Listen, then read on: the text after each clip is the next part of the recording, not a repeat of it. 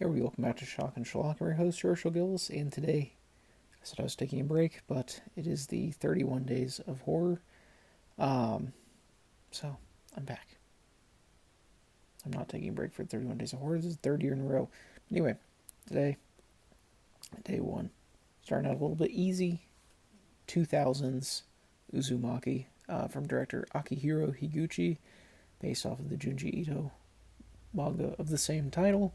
But this one, I will say, follows, for those who have read the manga, it follows the first, half to two-thirds of the manga before the even more out there stuff takes place at the end. So what we get is these inhabitants of a small Japanese town become increasingly obsessed with spirals, or the Uzumaki, which is like the spiral shape.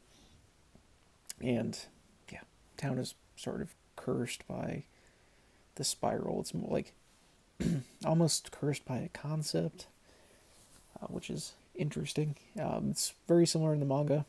This doesn't go as far. The budget is not super high.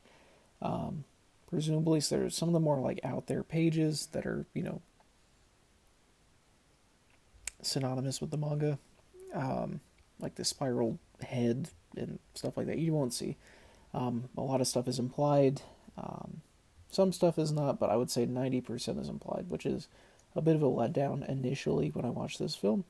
But the thing that I did really like about this is it does have a comic book vibe to it, from the color grading to the overacting to the sort of weird editing and music cues. It all feels very stylized to be like you're watching a live action manga, which is what this is supposed to be. I think this is one of the rare times I've seen a film adaptation of a manga in particular that isn't animated, that really captures the vibe that was there. It's a little bit sillier than the manga, but for the most part I would say it has this creepy, surreal, almost like Twin Peaks-esque vibe to it, with weird characters, a weird town, weird occurrences. Nothing really makes sense. It's a little hazy. Really enjoyed it. If you like stuff like Silent Hill and, like I mentioned, Twin Peaks, stuff like that, this has a very similar vibe to those. And those are just pretty popular examples I want to use to give a better idea. I mean, I could go off and say some more slight things this is like, but I feel like that gives a better idea of the nature of this. I think the acting in this is pretty solid across the board. It's nothing to write home about, but everyone does a good job at the role they're playing.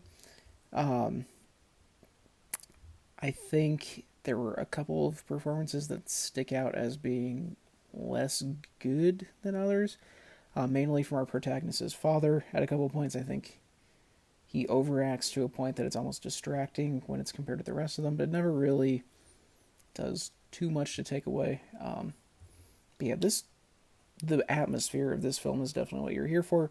I also appreciate that it takes place during first half to two-thirds of the manga, because in my opinion, don't come after me, I think the last part of the manga is a little too out there, and it makes the story lose a lot of its tension, and I think it's a little too goofy. So I appreciate this focusing on the part that I personally liked better.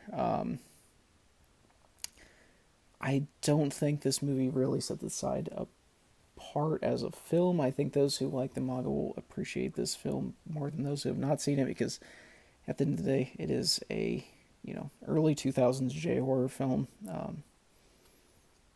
and one of the examples, if you're talking about stuff like The Eye or anything like that, one of the some of the lesser remembered early 2000s horror films. The Eye may have been from prior to that, but 2002. I just looked it up. So yeah, if you're a fan of that early 2000s kind of plasticky look, I guess, type of movies, for lack of a better terminology for that, it's hard to describe what this film looks like without actually just showing you. You'll enjoy it though.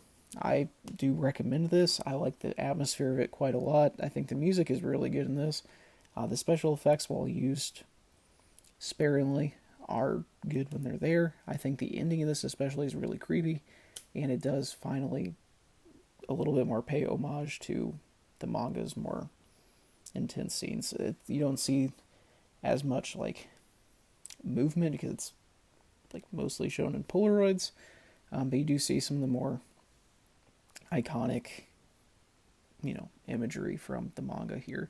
So yeah, it's a solid little movie. It's just about an hour and a half, I believe.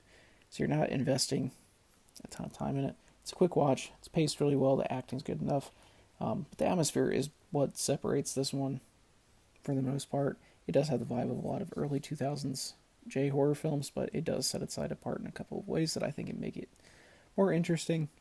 While not a perfect film by any means, I do recommend it. So check it out. It's streaming quite a few places. It's on DVD. I'm sure it's on Blu-ray as well. So yeah. Anyway, that's it for the first day of the 31 Days of Horror. As always, I've been your host, Herschel Gillis, signing out for today. No thoughts, no editing, no brain cells, and no planning. I'll see you guys tomorrow. Thanks.